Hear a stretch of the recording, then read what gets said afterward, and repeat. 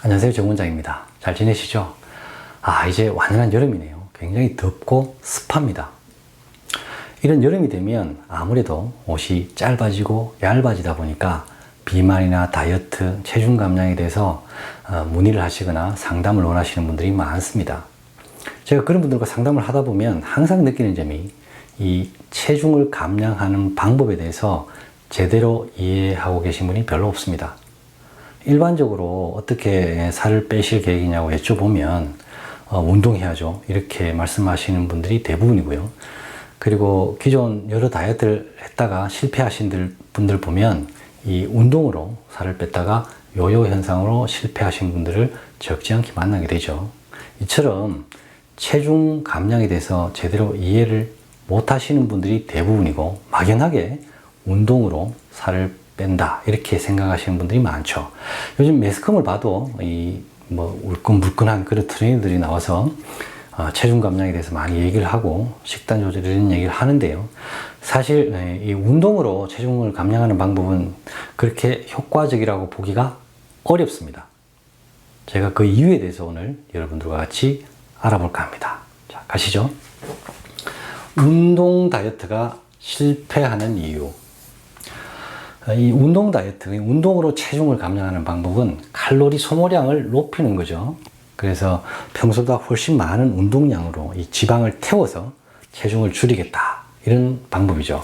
그리고 개인적으로 식단을 조절하거나 트레이너가 식단을 짜주는 경우도 있죠. 그러면 체중 감량 효과는 분명히 있습니다. 효과가 없진 않아요. 그런데 왜 그렇게 좋지 못한 방법이냐? 첫째, 효과는 있지만 지속하기가 어렵습니다.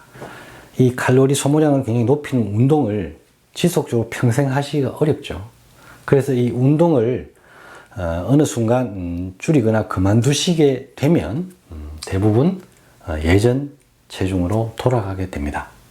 그렇기 때문에 효과는 있지만 지속하기가 어려워서 그렇게 좋은 방법이 아닌 거죠. 나 혼자 산다에 나오는 그 이장우 씨 보면 드라마가 없을 때는 거의 몸무게가 90kg 후반까지도 가고요.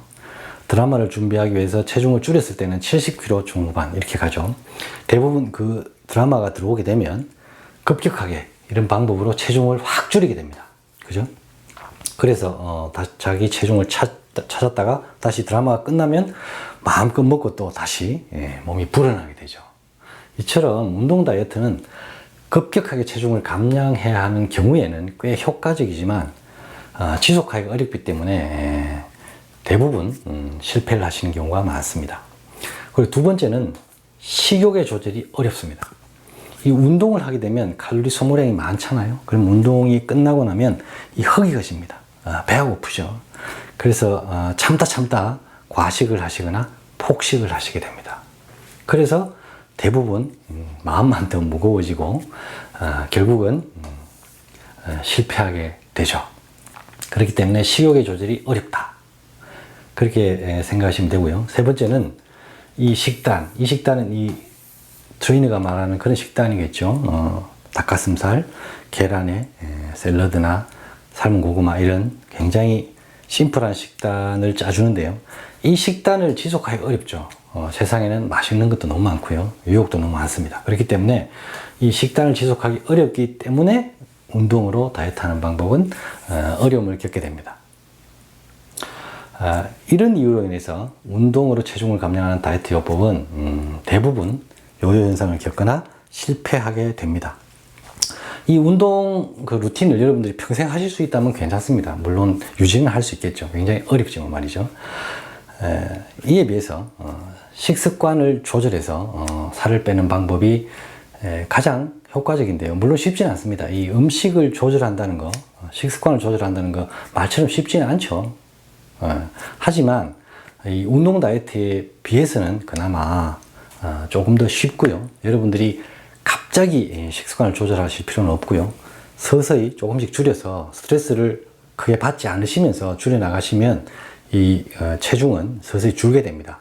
그리고 식습관으로서 찬 것을 최대한 피하시고, 그리고 야식을 피하시고 육류를 줄이시면 몸은 서서히 변화를 만들게 됩니다. 그러면 체중도 당연히 줄어들겠죠.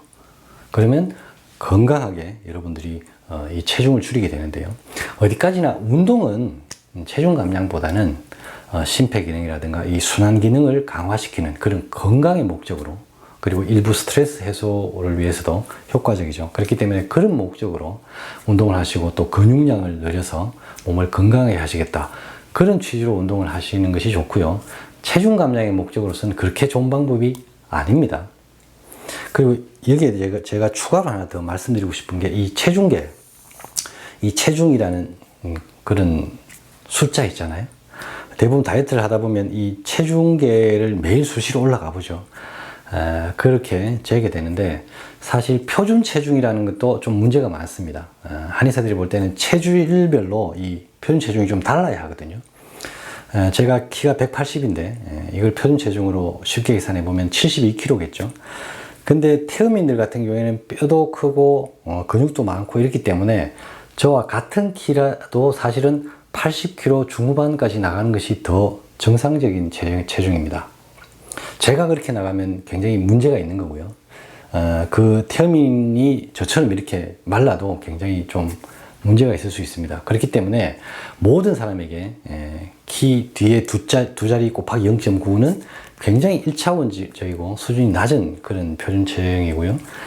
여러분들 체질에 맞게 조금은 다르게 보실 필요가 있다, 이렇게 말씀을 드리고 싶고, 이 숫자에 너무 연연하실 필요가 없는 것이 근육이 지방보다 훨씬 무겁습니다. 그렇기 때문에 여러분들이 뭐 식습관 조절이나 운동을 통해서 이렇게 지방이 줄어드시더라도 근육량이 늘어나면 당연히 몸무게는 더 나갈 수 있습니다. 그렇기 때문에 몸무게가 조금 늘었다고 해서 그렇게 심각하게 생각하실 필요도 없고 실패했다고 생각하실 필요도 없습니다. 당연히 체중은 약간씩은 변화를 보이게 되고요. 근육이 훨씬 더 무겁다는 점을 아시면 그렇게 숫자 때문에 상처를 받으시거나 흔들리실 이유도 없겠죠. 그렇기 때문에 이 체중계에 너무 연연하지 말고 여러분들 몸에 체지방이 빠져나가는 그런 쪽에 포인트를 가지시면 아무래도 스트레스를 덜 받으실 것 같습니다.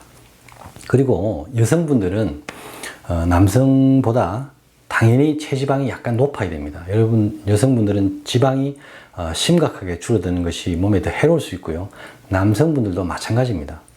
체지방을 너무 낮추시는 것도 건강에 해로울 수 있습니다. 그렇기 때문에 너무 그 숫자에 집착해서 그 어떤 정형화된 그런 체형을 만들겠다고 하시는 것은 오히려 몸에 부작용을 만들거나 역효과를 가져올 수도 있습니다. 그렇기 때문에 조금 편하신 마음으로 이 식습관을 건강한 쪽으로 조절하시고요. 그리고 운동은 건강 관리를 위해서 여러분들이 하시는 것이 반드시 좋습니다. 좀 이해가 되셨나요? 그렇기 때문에 운동으로 체중을 감량하겠다 하는 방법은 효과는 있지만 여러분들이 지속하기 어렵고 요요 현상을 피하기 어렵습니다. 이 점을 여러분들이 조금 이해해 주시면 좋겠네요. 자, 제가 오늘 준비한 내용은 여기까지입니다. 아무쪼록 제 영상이 여러분들에게 도움이 되면 좋겠네요. 무더운 여름 날씨 건강 관리 잘 하시고요. 그래서 더 건강하게 이 여름을 잘 났으면 좋겠습니다. 오늘도 저희 영상을 시청해 주셔서 대단히 감사합니다. 여기까지 하겠습니다.